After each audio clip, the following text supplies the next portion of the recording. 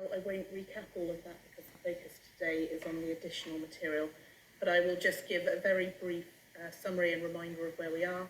I presented the consultation headlines, the sort of top lines from the survey of 24,000 people that we carried out, was that 70% of those respondents were in support of the bus vision set out, making connections. Between 70 and 80% were in support of most of the elements of sustainable travel and public realm proposals that were set out, the exception being car clubs, which was a bit lower. And 34% of the public that responded to the survey were in support of the STZ, which is the means of delivering those first two elements. Next slide, please. It was more than the survey itself. We gathered a large range of feedback from various places, businesses, representative organisations, other polling, and a series of issues came up, both through the open responses to the survey and through those other means. And so I summarised them for you last time. I won't go through them in detail, but asking questions such as, are the charge rates too high? Should we mitigate the impact on small business? What about the impact on low incomes? And so the paper sets out a series of questions that come from across those sources to be considered by any potential next steps. Next slide, please. And I set out for the Joint Assembly last time that there are sort of two broad sets of options for responding to the feedback that we've heard. One is to alter the basic parameters of the sustainable travel zone in terms of its hours or boundary or opening year or so forth. And the other is to operate a set of rules which operate as to how, when and in what circumstances people pay the charge. And there are almost infinite combinations of changes you might make. Next slide, please. But the fundamental point was to address the concerns expressed about the zone through the consultation means balancing that consideration with the ability to deliver the benefits that people through the consultation said they wanted. And that was the end point really for the Joint Assembly paper. And the Joint Assembly then asked us to go and sort of give them something more tangible, give the board something more tangible to grab onto that. Next slide, please. And so the new material added in for the board paper, which the Joint Assembly is invited to scrutinise today, is that we have set out some illustrative scenarios which start to put together elements of changes you might make that aim to respond to the consultation feedback in slightly different ways for testing. Now, these are illustrative scenarios. More work would need to be done on anything if we were going forward, but the purpose of the exercise really is to start to paint a picture of the types of changes you might be able to make and what the impacts of those changes would be. So all of the changes compared to the orange shape there, which is the consultation proposal itself, which was that the zone would involve all-day charging of vehicles from 7 a.m. to 7 p.m, £5 for cars, £10 for vans and LGVs, and £50 for HGVs and coaches, covering the whole city. We've set out then 3 different options for changing that zone and set that against the option to not continue with the prospect of a sustainable travel zone, which gives you a range of sort of 5 scenarios to consider in this paper. The first scenario in the grey box on the screen says, what if we make a couple of fundamental changes to the parameters of this scheme? If the scheme changed to be not all day, but peak hours only, that would give a big chunk in the middle of the day where people could move around freely. Those who are not commuting at peak time could move around during the day. Businesses could move goods and deliveries during the middle of the day as well as in the evening. There would be a lot more flexibility to move around without being charged. That's one change.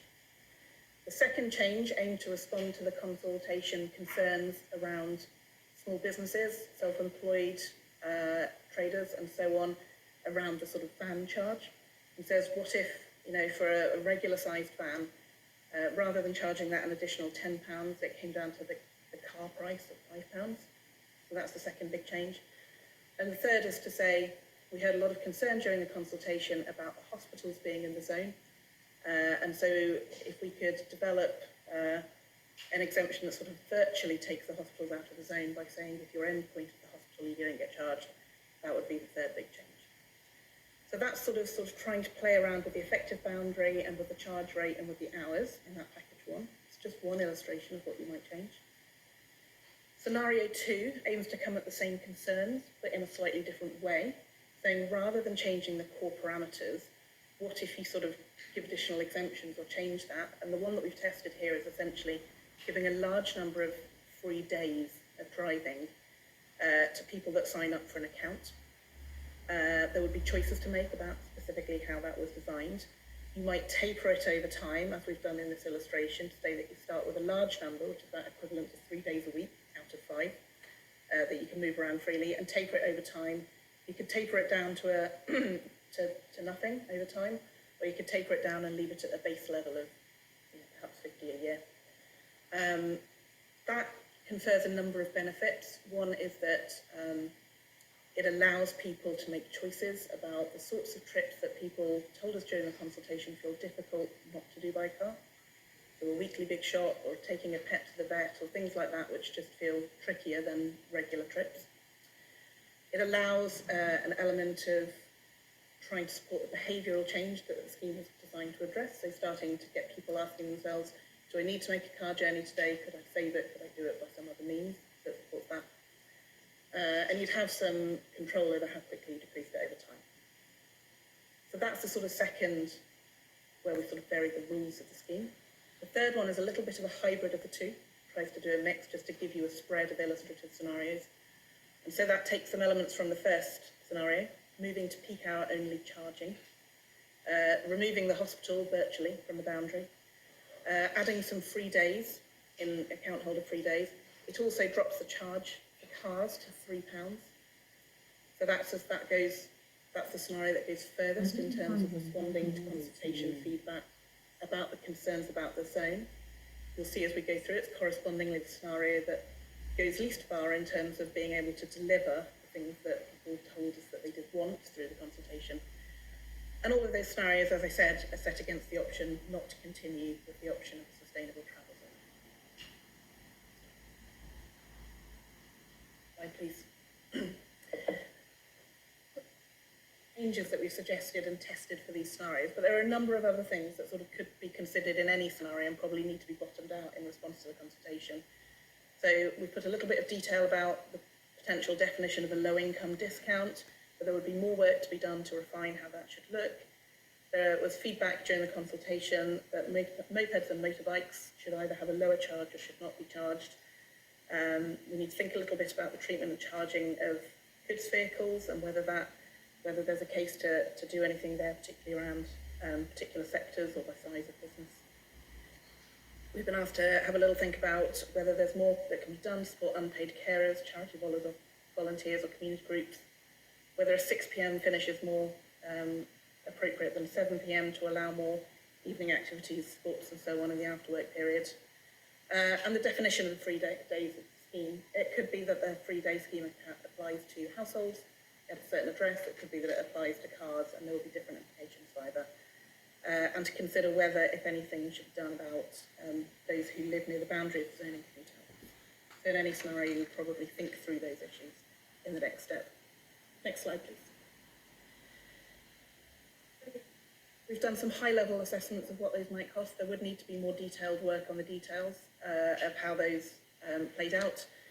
But if the consultation proposal gave in the early years around 50 million a year to disperse, rising to about 70 million a year thereafter, all three of those scenarios set out deliver less funding than that. Scenario 2 is the one that comes back, depending on how quickly and how far you taper down the 3 days, it comes back closer to the consultation proposal of revenue.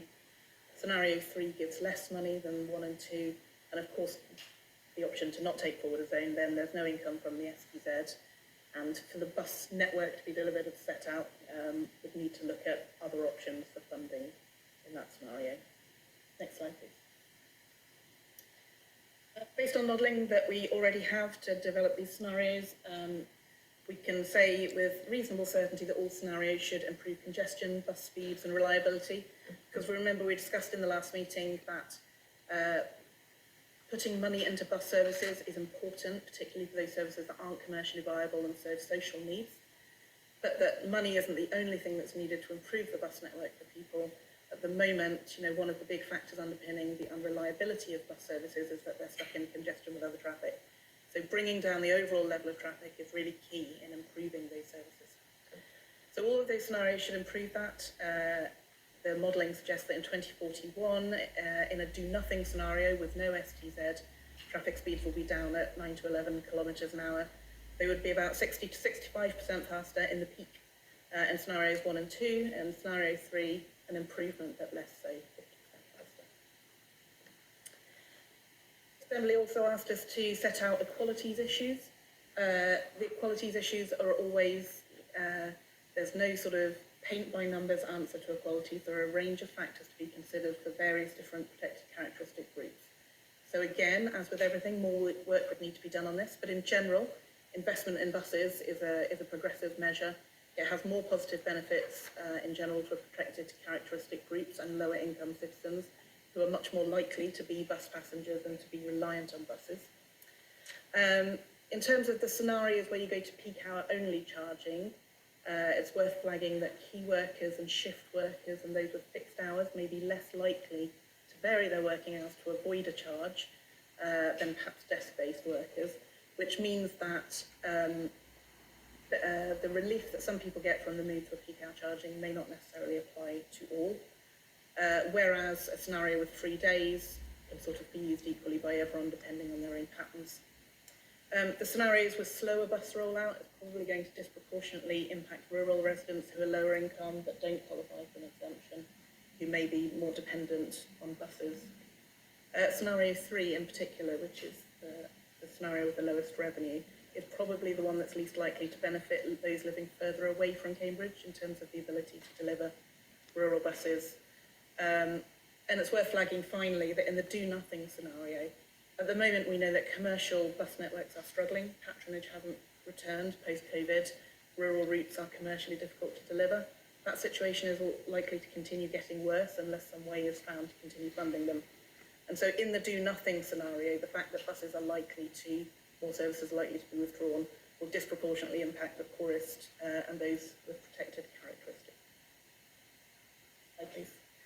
Just in terms of business issues, we've started to look at this, gathering information from the consultation. We understand that the STZ will have different impacts on different sectors and different sizes of businesses. Most businesses will incur costs to varying extents, and so this isn't a proposition where the cost of this falls only on residents driving around, it also falls on businesses. So most businesses will incur some costs to varying extent. They will be offset to varying extents depending on the sector by time savings and transport cost savings, and to the extent to which they're able to pass those costs on to customers. We expect that for most businesses, their costs will be felt most strongly earliest and then will abate over time as transport costs go down. It's worth flagging that services and hospitality, particularly in the city centre, are expected to benefit from better accessibility, particularly night buses, the ability to recruit in low-paid and hospitality roles. And those scenarios that go to peak hour only and allow movements in the middle of the day should offer greater flexibility and lower impacts for businesses who would be able to do free movements in the middle of the day, probably would sort of drive up congestion in the middle of the day relative to what it would otherwise have been. Scenario 2, with the 3 days, there's an element of free account benefit for businesses there too.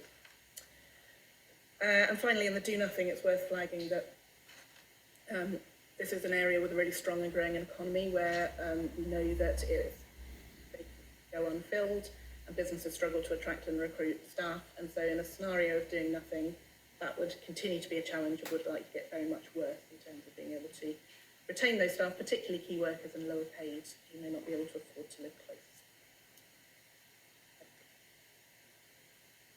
In terms of the changes to the network that arrived, we haven't built these in explicitly to our 3 scenarios because in general those were the areas where there was least support, and therefore how you look at the bus network depends on sort of the outcome of what you do with the zone.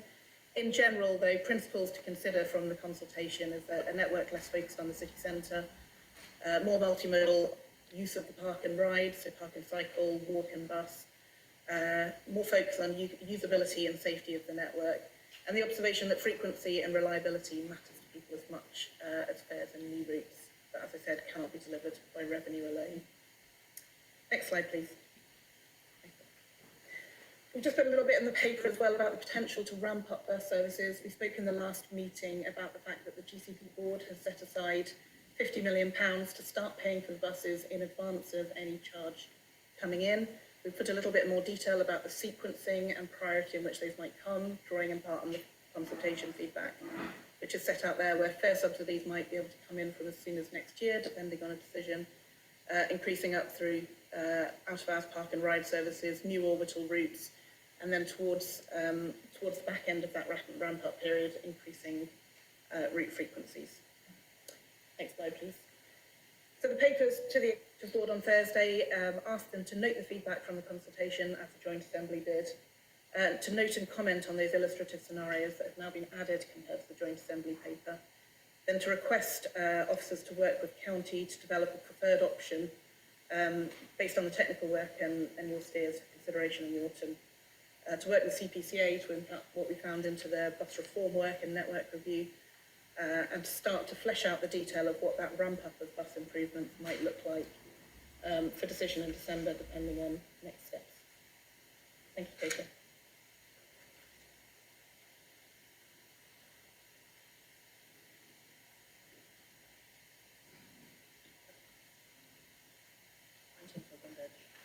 Okay.